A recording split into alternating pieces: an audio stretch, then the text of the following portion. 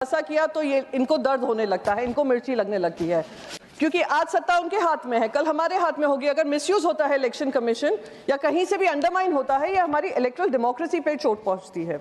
साईं बाबा जी की कृपा सबने देखी है, मिरेकल्स देखे हैं, शिरडी का नाम देश क्या दुनिया में सब जाना जाता है। पर इलेक्शन कमीशन के माध्यम से, मैं इलेक्शन कमीशन को दोष नहीं दे रही हूँ क्योंकि न्यू वोटर रजिस्ट्रेशन हुए हैं, एक ही बिल्डिंग में 7,000 वोटर रजिस्टर हो जाते हैं।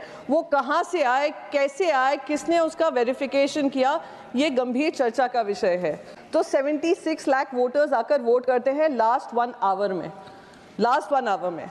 और क्योंकि जनता के मन में ये शक है, मैं महाराष्ट्र से आती हूँ और हर जनता के मन में ये शक है कि जिस तरीके से चुनाव नतीजे लोकसभा से लेकर विधानसभा में आए, उसमें कितना अंतर है वोटर्स का, वोटिंग परसेंटेज का और वोटर एडिशन का। सर मैं बस कुछ आंकड़े देना चाहती हूँ। 72 लाख रजिस्टर्ड वोटर्स थे, जो नए वोटर्स 5 महीने में लोकसभा में जिन्होंने शायद वोट नहीं किया था, विधानसभा में बाहर निकलकर उन्होंने वोट किया है। 47 लाख वोटर्स ऐसे थे जो न्यूली रजिस्टर्ड थे।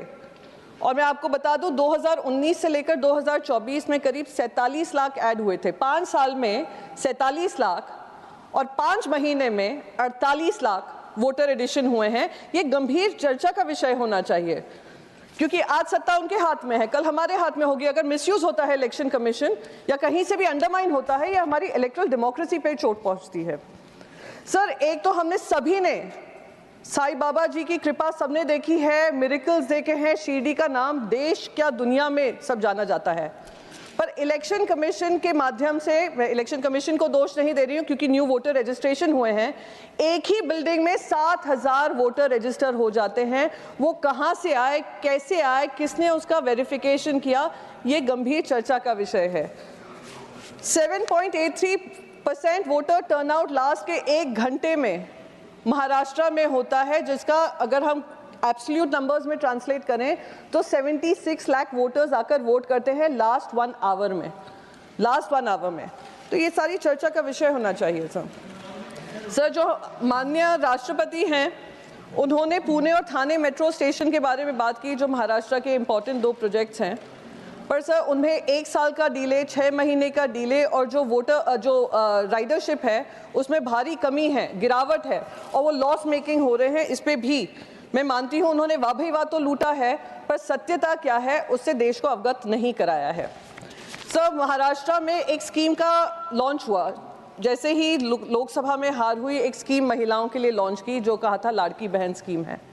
उसमें खुले हाथ से सारी महिलाओं को, जिसने अपना नाम डाला था, उन सबको जो पैसा प्रॉमिस किया था वो उनको दिया है। जैसे ही इनकी सरकार बनी है, अब ये 60 लाख महिलाओं का नाम काटने की होड़ में लगे हुए हैं।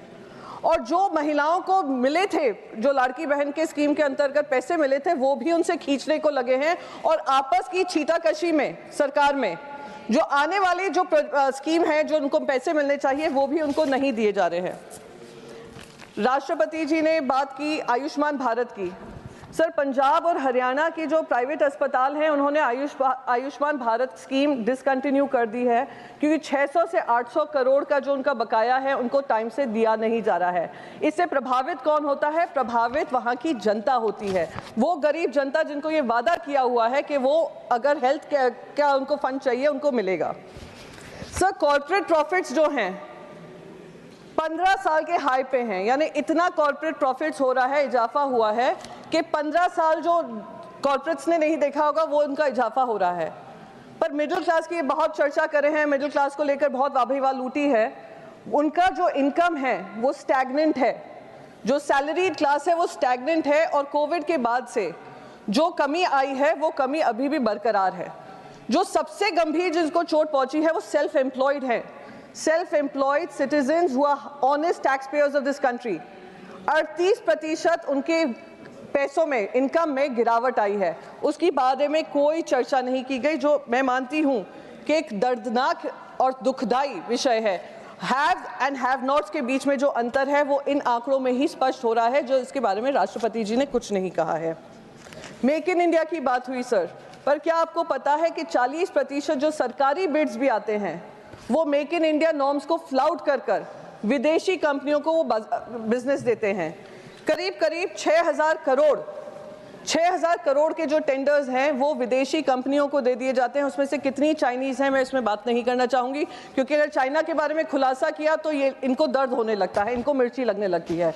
चाइना से क्या प्रेम है मैं नहीं जानती हूँ, पर चाइना से हमें कोई प्रेम नहीं है, इसलिए मैं उनके बारे में उजागर करूँगी कि मेक इन इंडिया प्रोजेक्ट में जहाँ सरदार वल्लभ भाई पटेल जी की स्टैच्यू में भी मेड इन चाइना का स्टैंप हो, वो हमें मंजूर नहीं है। सर, मैं लास्ट अपना मुद्दा रखना चाहूँगी और आपका आभार व्यक्त करना चाहूँगी क्योंकि आपने मुझे सारे मुद्दों पे बोलने का मौका दिया।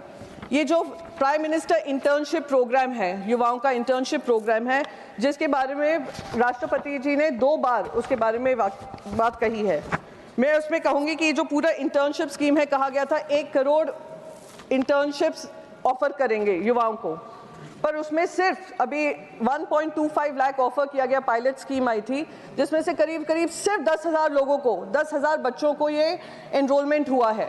इतना हाई ड्रॉप आउट रेट है और जो रोल आउट करने का वादा है वो भी नहीं किया गया है। ये करना कहीं ना कहीं मैं मानती हूँ गलत है, और ये सिर्फ ग्रेजुएट्स के लिए है। अगर ये स्कीम पोस्ट ग्रेजुएट्स के लिए भी बढ़ा देंगे तो ये जो अनएम्प्लॉयमेंट का चैलेंज है, जो एक्सपीरियंस का चैलेंज आज फाइनेंस मिनिस्टर बता रही थी क्वेश्चन आवर में, शायद उसका भी कोई सोल्यूशन निकलेगा।